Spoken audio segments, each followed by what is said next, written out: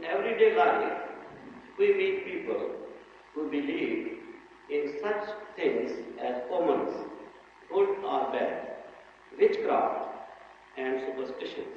For example, some say that number 13 is unlucky. Similarly, some believe that some important matters, such as starting a journey, should be avoided, if possible, on Tuesday, and things like that. Would Hazur kindly guide us on these matters? Before I answer this question, Carl, I think you would be tired sitting like this. You're not used to it. You can also take a chair. Why not?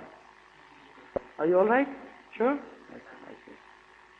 So, why did you call it superstition?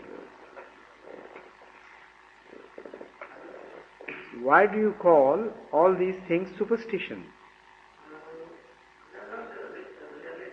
So you have answered the question. So you have answered the question. They are not realities. That's all.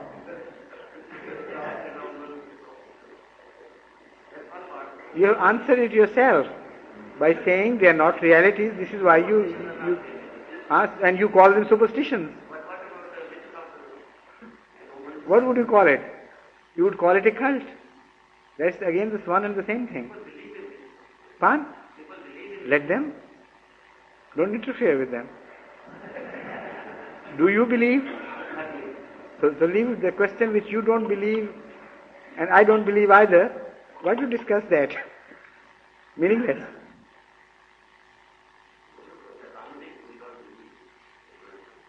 So as Ahmadis I say, leave that alone then. Please go to the microphone, because when it is recorded, people would not know what we are talking between us. Yesterday, I discussed this matter with a Hindu friend of mine. I see. And he had strong feelings. Now this is the point is, this is the point to which I wanted you to come. The question should have been differently framed. The question should have been framed in a manner that although we don't believe, but those who believe present this evidence in favor of this.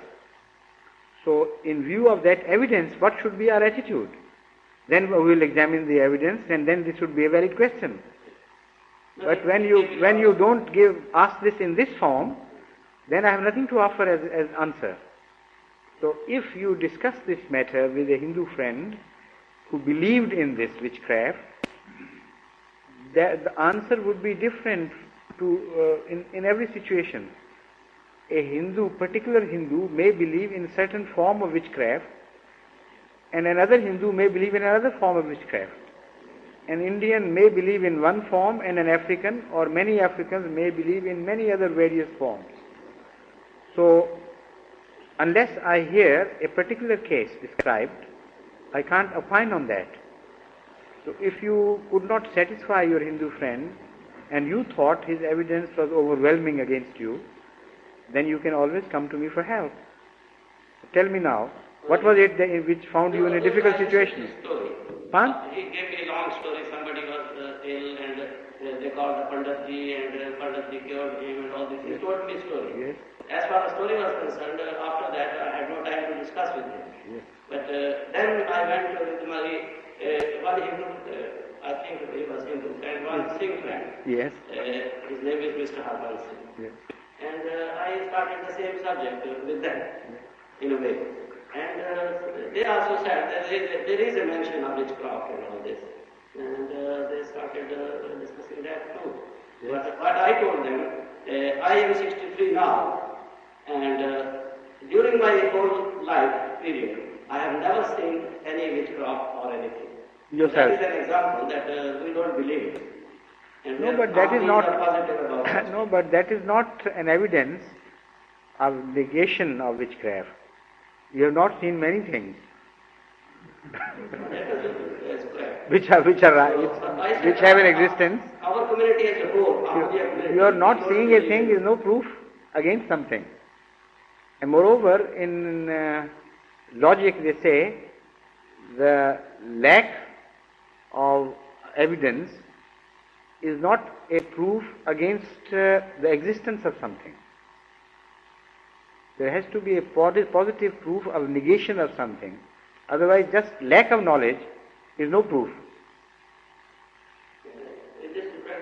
Once my friend Mr. Nazir Dar Yes. had given one instance, very interesting instance during his service.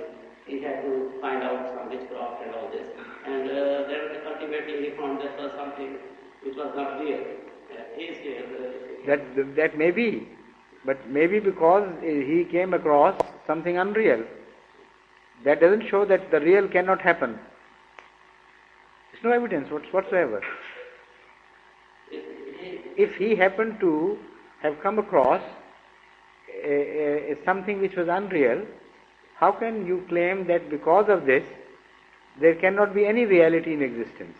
So that's a wrong conclusion. It is a common thing in our country also. Some people go for what they call it sadhis, that and that.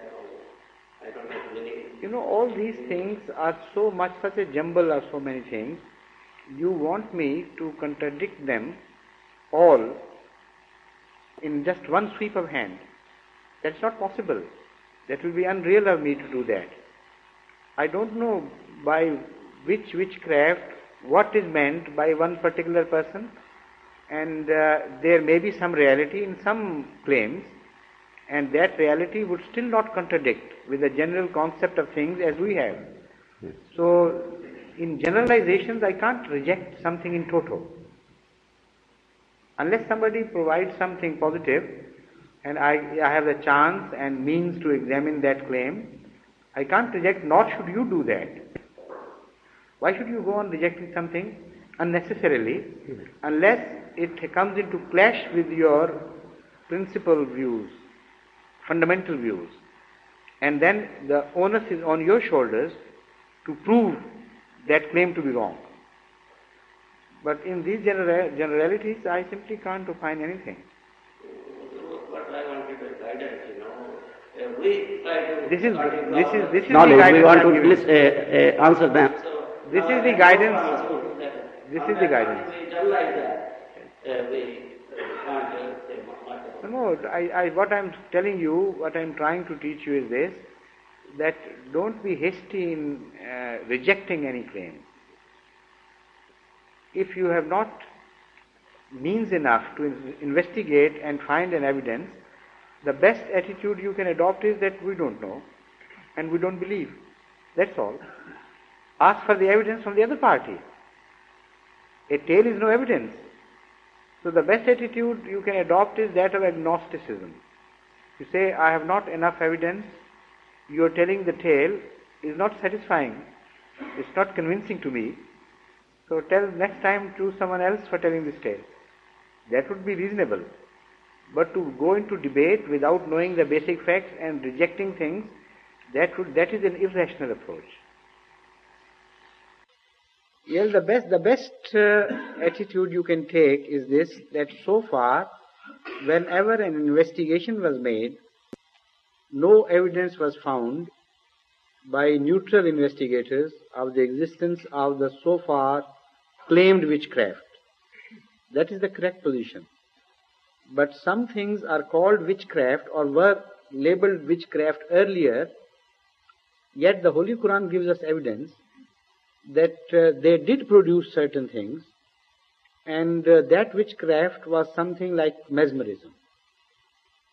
Because the incident of Moses that we read in the Holy Quran and his competition with the witch doctors of that time, the magicians of that time, is recorded in the Holy Quran.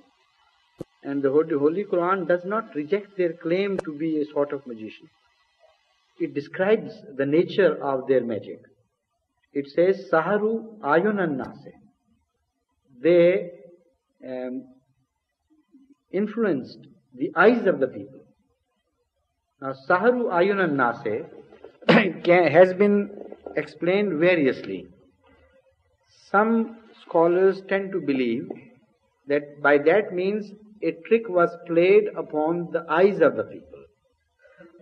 So any clever device adopted to deceive the eye, even if it had no relationship with mesmerism, could be conceivable. Any trick like ordinary magicians adopt, that may have been mentioned. But Saharu Ayunan Nase may also mean that they influence the eye through some mental power.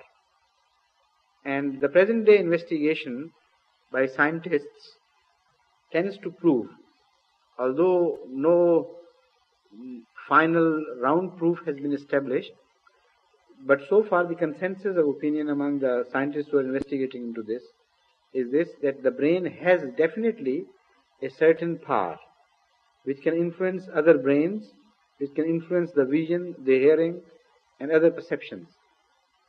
So my personal inclination is to believe that the Holy Quran wants to convey to us that they did play a sort of magic, they did work a sort of magic, but that magic was in the region of mesmerism, not actual change in realities of things. This is why I don't... Pardon? That is Saharu Ayun Nase, exactly. Come to the... Yes, I know that, but you come and speak of this on the microphone.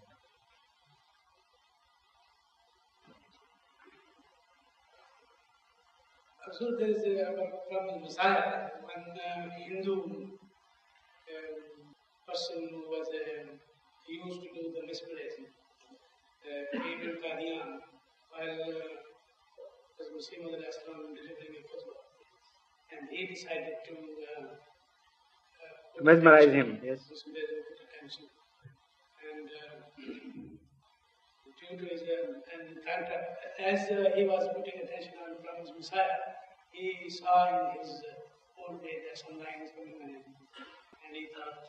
the two lions standing on each side of the Prophet Messiah who were ready to pounce upon him. And then he ran away like madmen, crying and shouting. And he was trembling when people caught hold of him. And then he explained that he had come with the intention of making the promised Messiah dance while he was delivering the sermon. So everybody who believed in him as a prophet, as a messenger of God, he would immediately abandon him and say, look here, he is what sort of prophet he is delivering a sermon and also dancing. So it kicked back on him. It kicked back to him. Yes. And he admitted that because he declared himself that he is the pious man and he has this special guidance from God, because the promised Messiah but it's not because of his evidence that we believe in that.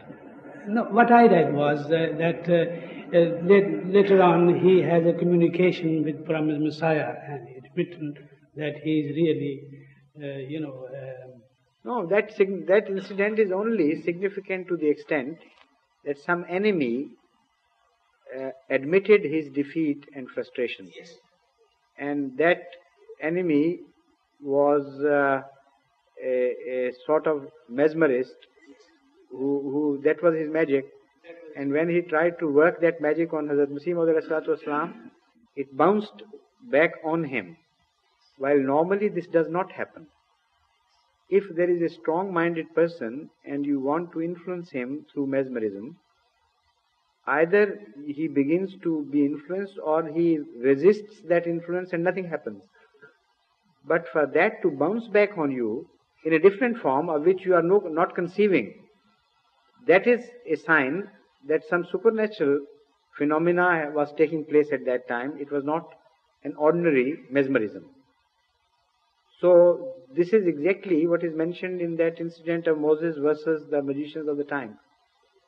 Moses had no idea of that mesmerism or that magic which was being played during those days, being himself an innocent person of all these things.